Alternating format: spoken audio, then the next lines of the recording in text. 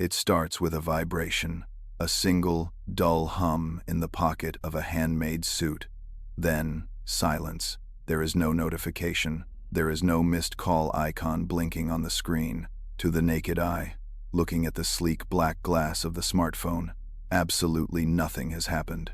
The device sits innocent and quiet, but inside the circuitry, invisible to the user, the lock has been silently picked.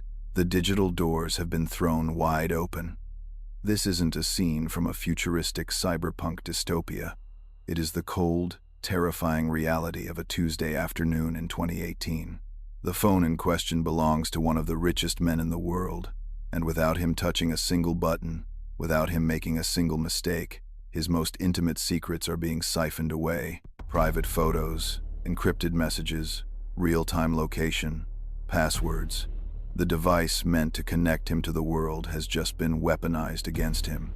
It is now the ultimate spy, and it is resting in his palm. For decades we were told a simple lie. If you don't click the suspicious link, you are safe. We were wrong.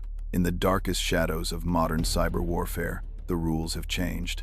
The weapon is called Pegasus, and the trigger does not exist. How did a ghost in the machine invisible, silent, and deadly dismantle the privacy of presidents, journalists, and billionaires, turning their own lives into evidence against them?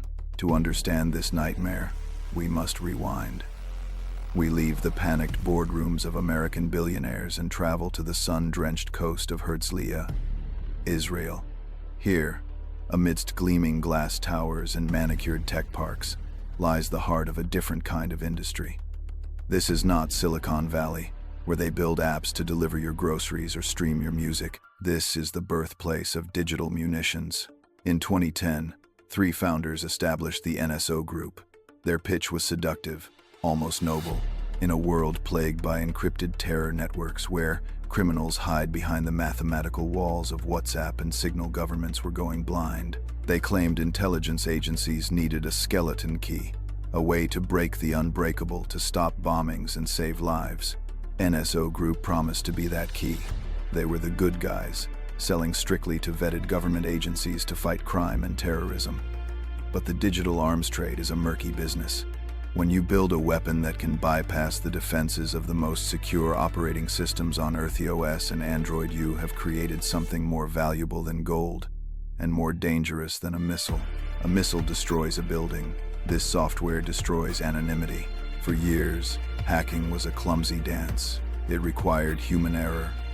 The hacker had to send a Trapa link in an email, a fake login page, a corrupted file, and the victim had to fall for it.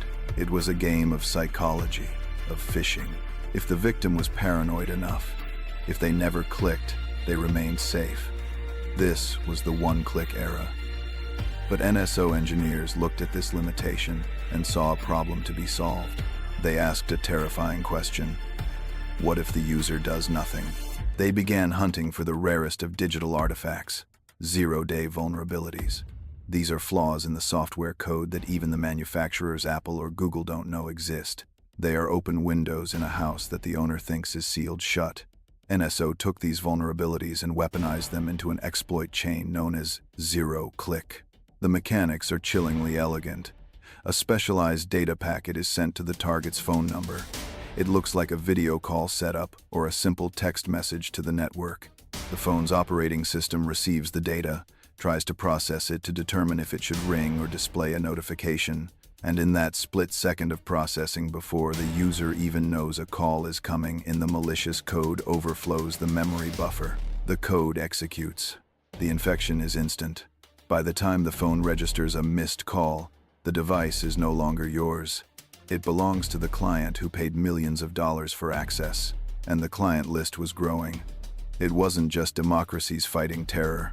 The tool began appearing in the hands of regimes with terrible human rights records, used not to track bombers, but to track dissidents, lawyers, and reporters who asked too many questions. The ghost was out of the bottle, and it was hungry. The first cracks in the wall of secrecy didn't appear in a courtroom or a government hearing. They appeared in a basement laboratory in Toronto, Canada. Here, at the Citizen Lab, and later at Amnesty International's security lab in Berlin, A small group of digital forensics experts began noticing something impossible. They were analyzing the phones of human rights activists who claimed their devices were acting strangely. Batteries draining too fast, overheating while idle, strange network traffic in the middle of the night. But standard antivirus scans showed nothing. The phones appeared clean. The investigators had to go deeper. They stopped looking at the screen and started looking at the system logs, the digital heartbeat of the phone.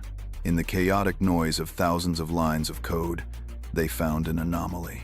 A tiny, almost invisible stutter.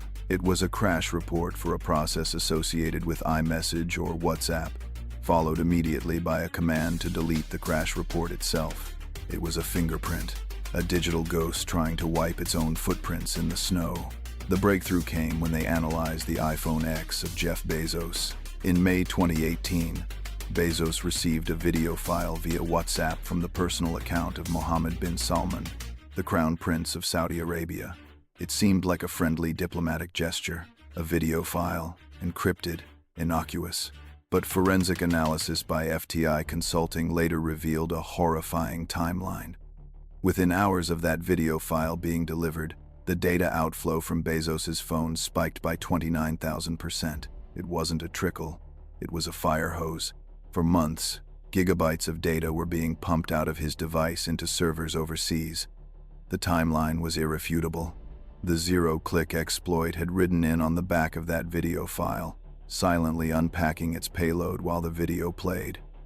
But this was just one high-profile case. The researchers needed to know the scale. In 2019, WhatsApp's own engineers noticed a bizarre pattern on their servers. A specific type of call packet was being sent to users, but the call was designed to drop before it could ring. It was exploiting a buffer overflow vulnerability in the voice call stack. When WhatsApp patched the hole and sued NSO Group, the number of targets was revealed. In just a 2-week period, 1,400 users had been targeted. These weren't terrorists. The list included diplomats, dissidents, and over 100 journalists. The dam finally broke in July 2021 with the Pegasus project. A leak of 50,000 phone numbers selected for potential surveillance by NSO clients was handed to a consortium of journalists called Forbidden Stories. It was a list of the who's who of the geopolitical world. The researchers at Amnesty developed a Tula mobile verification toolkit to scan the phones on that list. The results were a match. The forensic artifacts found on the phones of murdered journalists, like Jamal Khashoggi's inner circle, matched the digital signature of Pegasus. The mechanism was exposed. They found that Pegasus could do more than just listen. It could turn on the camera to record you in your bedroom. It could activate the microphone to record your meetings. It could access your encrypted signal messages before they were even encrypted.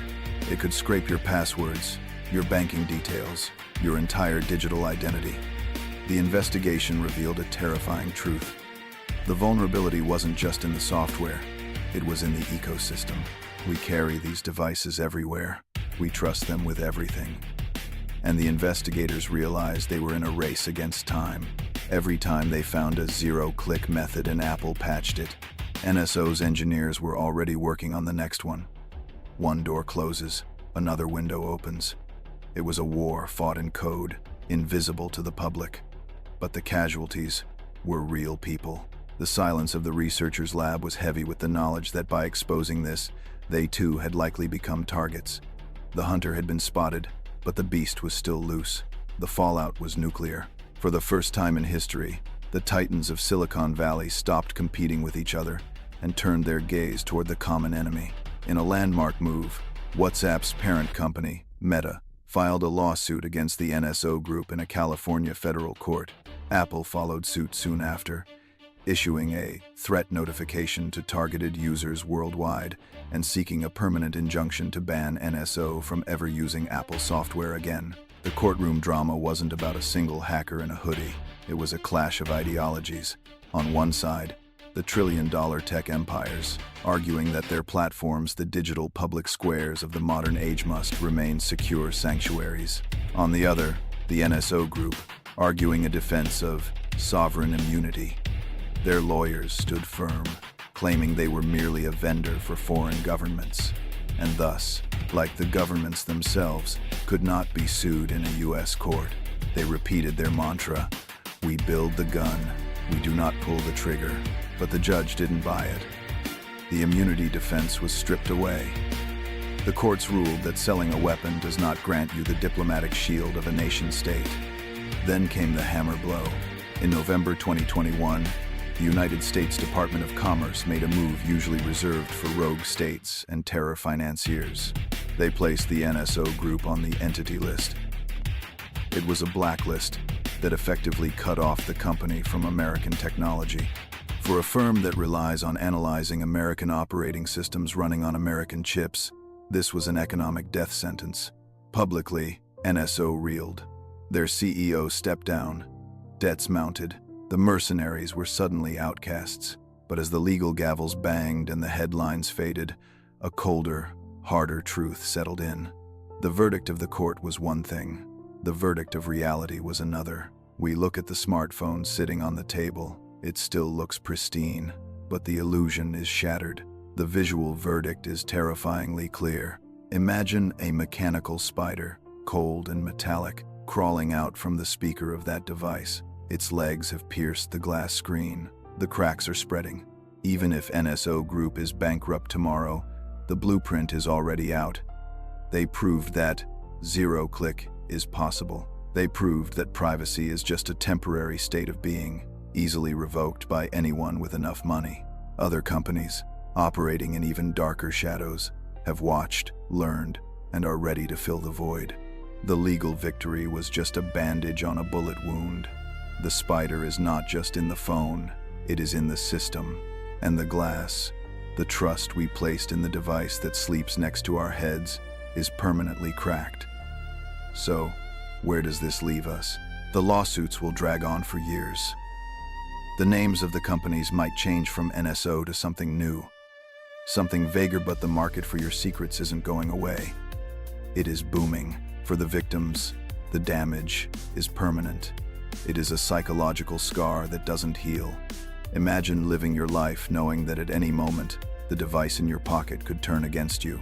Journalists now leave their phones in microwaves or specially lined Faraday bags just to have a private conversation. The trust is gone. The innocence of the digital age has died. We are left with a chilling paradox. We have invited the spy into our homes. We pay for it. We buy it a protective case. We charge its battery every night, ensuring it has enough energy to watch us while we sleep. We have traded our privacy for convenience, and we didn't even read the terms and conditions. The zero-click reality teaches us a hard lesson. In a connected world, there is no such thing as a fortress. There is only the time it takes to break the lock. The technology we built to liberate us has built a cage around us, a cage made of glass and silicon, invisible to the eye, but impossible to escape. Look at your phone right now. The screen is black. It looks asleep. But ask yourself, in this silence, who is listening?